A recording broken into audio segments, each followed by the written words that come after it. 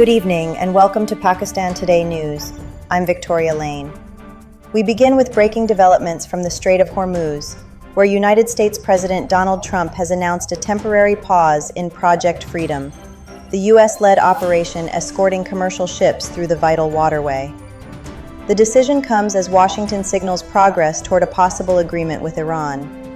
Earlier, Secretary of State Marco Rubio said the mission was launched to assist stranded oil tankers amid escalating regional tensions. The Strait of Hormuz, which carries nearly 20% of global oil supply, has remained largely disrupted since the conflict began, contributing to a global energy squeeze.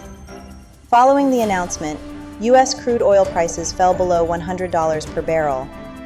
Iran has not yet issued an official response, although tensions in the region remain high despite ongoing diplomatic engagement. In a related development, U.S. Secretary of State Marco Rubio has declared that Operation Epic Fury has officially concluded, stating that the United States has achieved its military objectives in the campaign launched on February 28th, alongside Israel.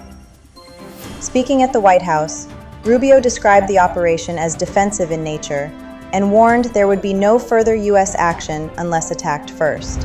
He added that Iran is under severe economic pressure, while reiterating that President Donald Trump still favors a negotiated deal, particularly on preventing nuclear development. Meanwhile, U.S. Defense Secretary Pete Hegseth confirmed that safe passage through the Strait of Hormuz has been restored, with commercial shipping resuming movement. Chairman of the Joint Chiefs Dan Kane noted that Iranian responses remain below the threshold of major conflict, and the fragile ceasefire continues to hold. China has strongly criticized recent Western military actions in the Middle East. Chinese Foreign Minister Wang Yi, during talks in Beijing with Iranian Foreign Minister Abbas Araghchi, described U.S. and Israeli strikes against Iran as illegitimate. He said the region stands at a decisive turning point, and stressed that a comprehensive ceasefire is essential for long-term stability. Wang reaffirmed China's commitment to diplomatic de-escalation and emphasized that direct dialogue among all parties remains the only viable path forward. The remarks come amid continued international concern over rising tensions following the U.S.-Israel campaign and efforts to prevent further escalation. Moving to South Asia, the United States has decided to phase out operations at its consulate in the northwestern Pakistani city of Peshawar, citing security concerns. The move comes amid a rise in militant activity in Khyber Pakhtunkhwa and ongoing concerns raised by Pakistan over cross-border attacks originating from Afghanistan.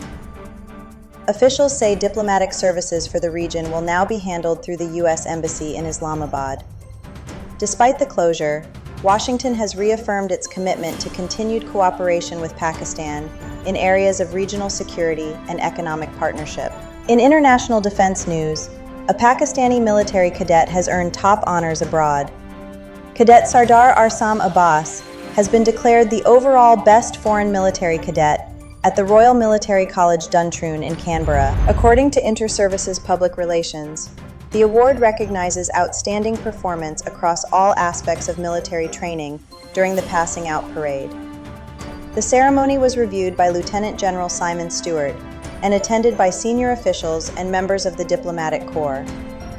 This marks the 14th time a Pakistani cadet has received this prestigious distinction, underscoring the professionalism and standards of the Pakistan Army. Meanwhile, on the first anniversary of the May 2025 India-Pakistan conflict, global analysts are warning that the risk of another confrontation between the two nuclear-armed neighbors is growing.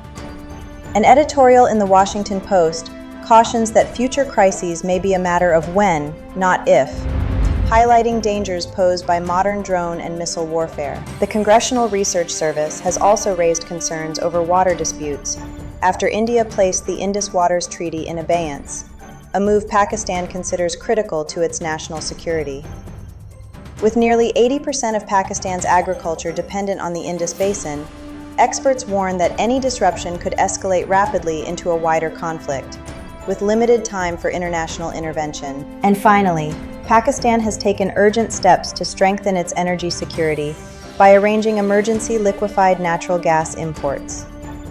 According to sources, Pakistan LNG Limited has invited international bids for 2 LNG cargoes, amid concerns over potential supply disruptions from Qatar. Officials say the move is aimed at ensuring uninterrupted gas supply and stabilizing domestic energy requirements. The first shipment is expected between May 12 and 14, while the second is scheduled for May 24 to 26.